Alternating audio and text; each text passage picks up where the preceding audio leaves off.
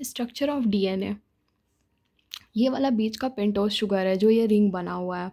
इसमें 1 2 3 4 5 5 कार्बन्स है इसमें।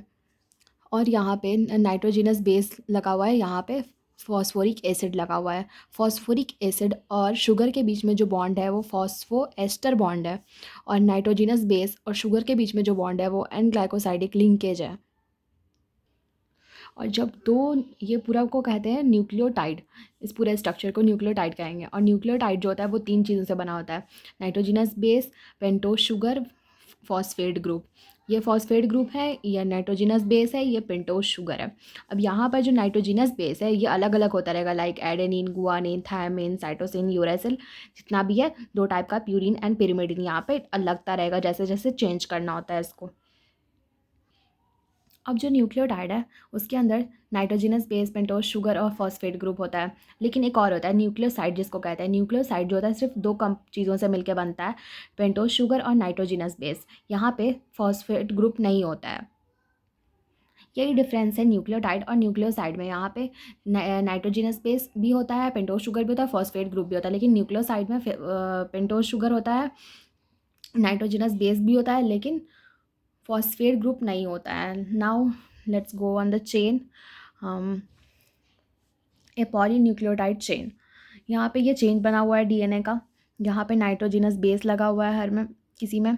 और यहाँ पे जो कार्बन है वो फॉस्फोइड ग्रुप से जो बॉन्ड बना रहा है उसको कहते हैं phosphoester bond. Phosphoester bond होता है। लेकिन जब पूरा न्यूक्लियोटाइड दूसरे न्यूक्लियोटाइड से ग्रुप बनाता है, बॉन्ड बनाता है, तब वहाँ पे फॉस्फो डाई एस्टर बॉन्ड बनता है। डाई एस्टर बनेगा। यहाँ पे फॉस्फो एस्टर बॉन्ड बनेगा कार्बन और फॉस्फोरस के बीच में। लेकिन जब न्यूक्लियोटाइड और न्यूक्लियोटाइड के बीच में बॉन्ड बनेगा तो फॉस्फो डाई एस्टर बॉन्ड का फॉर्मेशन होगा। Now let's move on the nucleotide, nitrogenous base and nucleoside. Nucleotide और न्यूक्लियोसाइड में यही डिफरेंस है कि यहाँ पे फॉस्फेट ग्रुप ऐड नहीं है। जब यहाँ पे फॉस्फेट ग्रुप ऐड रहेगा तो एडेनिन अगर जुड़ गया यहाँ पे तो एडेनाइलिक एसिड नाइट्रोजनस बेस की जगह पे तो जुड़ेगा ही, प्यूरिन और पिरिमिडिन। लाइक यहाँ पे अगर एडेनिन आके जुड़ा तो एडेनाइलिक एसिड, गुआनिन आके जुड़ा तो गुआनाइलिक एसिड, साइटोसिन आके जुड़ा तो साइटिडाइलिक एसिड, थायमिन आके ऐड हुआ तो थायमिडाइलिक एसिड बनेगा। यहाँ पे जैसे जैसे दिया हुआ है। और यहाँ पे फॉस्फेट ग्रुप नहीं होगा तो यहाँ पे इसको करेंगे शुगर प्लस एडेनिन, ये दोनों मिलकर के एडिनोसिन बना रहा है। शुगर और गुआनिन में गुआनोसिन बना रहा है। शुगर और साइटोसिन मिलकर साइटोसिन बना रहा है। शुगर और थायमिन को थायमाइड बना रहा है। और जो D R N A has not thymine and replace by uracil. RNA के पास थायमिन नहीं होता। डीएनए में क्या होता है, थायमिन होता है। लेकिन जब आरएनए की बारी आती है तो वहाँ थायमिन की जगह पे यूरेसिल आ जाता है। DNA is heteropolymer.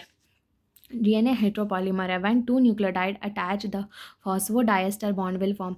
जब, जैसे कि मैंने पहले बताया था कि जब 2 न्यूक्लियोटाइड मिलेगा, ये पूरा न्यूक्लियोटाइड और ये पूरा न्यूक्लियोटाइड मिलेगा तो यहाँ बनेगा फॉस्फोएस्टर बॉन्ड।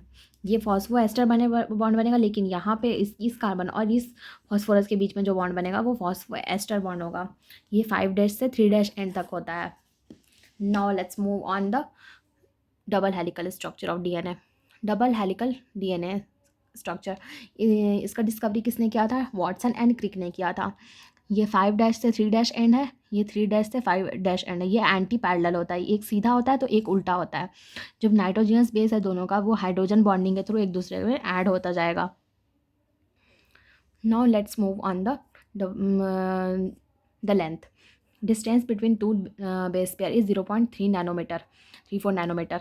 जब दो बेस पेयर के बीच का डिस्टेंस मालूम करना होगा तो उसके बीच का डिस्टेंस क्या होगा? 0.34 नैनोमीटर होगा। और जब एक टर्न का बात आएगा, एक टर्न को एक पीच कहते हैं। और वन टर्न में 10 नाइट्रोजनस बेस होता है, 20 बेस पेयर्स होता है। और लेंथ किसका क्या होता है? 3.4 नैनोमीटर होता है, 34 एंगस्ट्रॉम होता है। और इस पूरे को मिलाकर पीच ऑफ डीएनए कहते हैं। और इस सब के बीच में एंगल होता है 36 डिग्री का। Angle between 2 base pair is 36 degree. Now let's move on the purines and pyrimidines. यहाँ पे प्यूरिन्स और पिरिमिडिन्स के बीच में जो बॉन्ड बनता है उसके बारे में अब हम पढ़ेंगे। एडेनिन और थायमिन के बीच में डबल बॉन्ड बनेगा, गुआनिन और साइटोसिन के बीच में ट्रिपल बॉन्ड बनेगा। आप ऐसे याद कर लीजिए कि एटी के बीच में डबल बॉन्ड, जीसी के बीच में ट्रिपल बॉन्ड। ये हो गया डीएनए का। लेकिन आपको तो पता है कि डीएनए में थायमिन होता है, लेकिन आरएनए में थायमिन नहीं होता, वहाँ पे यूरेसिल हो जाता है। तो उसके जगह पे क्या हो जाएगा, जब आरएनए की हम बात करेंगे तो ए यू के बीच में डबल बॉन्ड आ जाएगा, वहाँ पे ए टी नहीं होगा क्योंकि थायमिन नहीं होता है आरएनए में। It is very important for examination point of view कि आपको याद रखना है कि डीएनए और आरएनए में ये डिफरेंस है कि डीएनए में थायमिन होगा और आरएनए में यूरेसिल होगा थायमिन की जगह पे। Now let's move on the Chargaff rule. इसका rule number 1, purine is equal to pyrimidine. ये रूल है कि अगर जहाँ पे प्यूरिन जितना होगा उतना ही पिरीमिडीन भी होगा। 50% दोनों मिलाकर 100%, मतलब आधा आधा दोनों होगा। एडेनिन जितना होगा उतना ही थायमिन होगा, जितना गुआनिन होगा उतना ही साइटोसिन होगा। इसलिए कहते हैं A plus G is equal to T plus C. A plus G is equal to T plus C. It is very important to remember. Now in this question there is asked that in a double standard DNA thymine is 30% and calculate guanine percentage।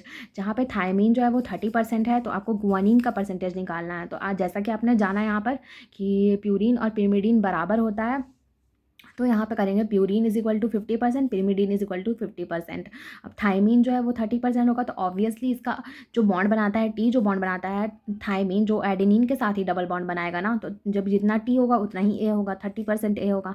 अब आता ही 50% है तो 30, तो adenine बन गया, तो फिर guanine कितना बचेगा 20%, और साइटोसिन भी उतना ही बचेगा 20%। तो ये याद रखना है कि जितना उसके साथ कॉम्प्लीमेंट्री करेगा उतना ही परसेंट। जैसे एडेनिन थायमिन के साथ डबल बॉन्ड बनाएगा तो थायमिन और एडेनिन 30% ही रहेगा दोनों।